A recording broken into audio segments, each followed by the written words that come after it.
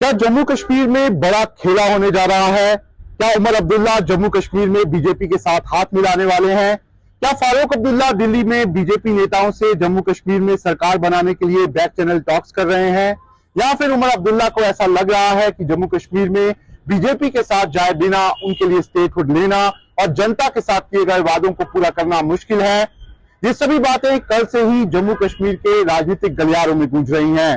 लेकिन क्या सच में उमर अब्दुल्ला बीजेपी के करीब जा रहे हैं या फिर उमर अब्दुल्ला राजनीतिक तौर पर बीजेपी के करीब जा सकते हैं?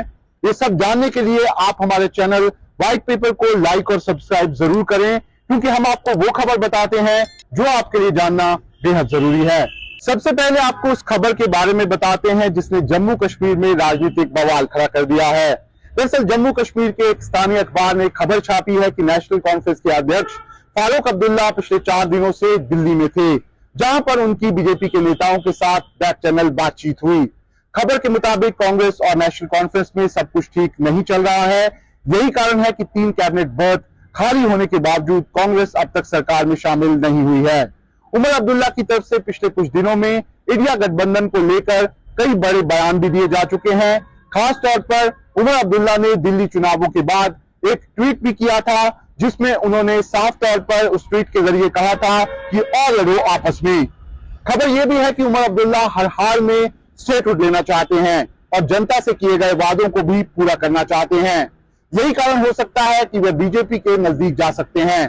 खबर में यह भी दावा किया गया है कि अमित शाह और उमर अब्दुल्ला के बीच मुलाकात फारूक अब्दुल्ला द्वारा ही करवाई गई है और आने वाले दिनों में उमर अब्दुल्ला बीजेपी के कुछ और बड़े नेताओं से मुलाकात कर सकते हैं। इस खबर में भले ही जो भी लिखा हो, लेकिन इस खबर के बाहर आने के बाद नेशनल कॉन्फ्रेंस आग बबूला हो गई है। नेशनल कॉन्फ्रेंस के प्रवक्ता तनवीर सादिक ने इसे एक गैर जिम्मेदाराना खबर करार दिया है और पार्टी को इस बात से पूरी तरह से अलग कर लिया है। तनवीर सादिक के मुताबिक जो दावा किया गया है कि फारूक अब्दुल्ला 4 दिन से दिल्ली में थे, वह गलत है।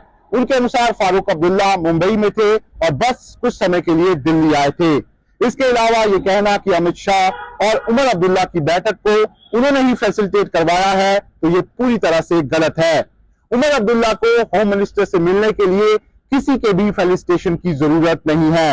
वह बार बार जम्मू कश्मीर के भले के लिए सभी से मिलते रहेंगे।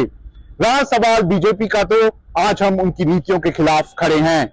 वहीं दूसरी तरफ बीजेपी के विधानसभा में विपक्ष के नेता सुनील शर्मा ने भी इस खबर को लेकर अपना रिएक्शन दिया है।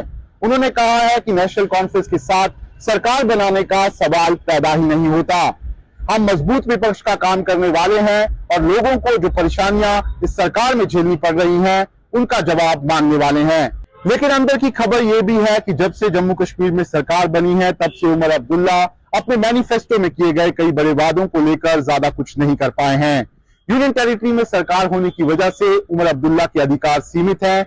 उन्हें अगर कोई कदम उठाना है तो उसके लिए उन्हें अपनी फाइल को लेफ्टिनेंट गवर्नर मनोज सिन्हा के पास भेजना होता है। अंदर की खबर यह भी है कि कई मामलों में उमर अब्दुल्ला द्वारा भेजी गई फाइलों को लेफ्टिनेंट गवर्नर द्वारा खारिज भी किया गया है।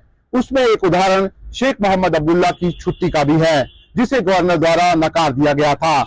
ऐसे ही और भी कई मामले हैं जो गवर्नर ऑफिस जाकर लटक गए हैं।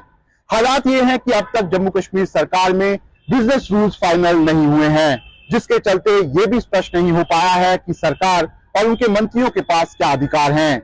उमर अब्दुल्ला बार बार ये कोशिश तो कर रहे हैं कि उन्हें केंद्र द्वारा स्टेटहुड दे दिया जाए, लेकिन बीजेपी से अंदर खाने यही खबर है कि फिलहाल उमर अब्दुल्ला को स्टेटहुड मिलना नामुमकिन है। लेकिन इस तरह की भी खबरों का बाजार गर्म है कि अगर उमर अब्दुल्ला बीजेपी के साथ जाने का फैसला करते हैं तो उनकी ये सभी मांगों को पूरा भी किया जा सकता है। लेकिन उमर अब्दुल्ला और उनकी पार्टी जानती है कि अगर वे ऐसा सोचते भी हैं तो वे सीधे राजनीतिक तौर पर जम्मू कश्मीर में अपने पैरों पर कुल्हाड़ी मारेंगे।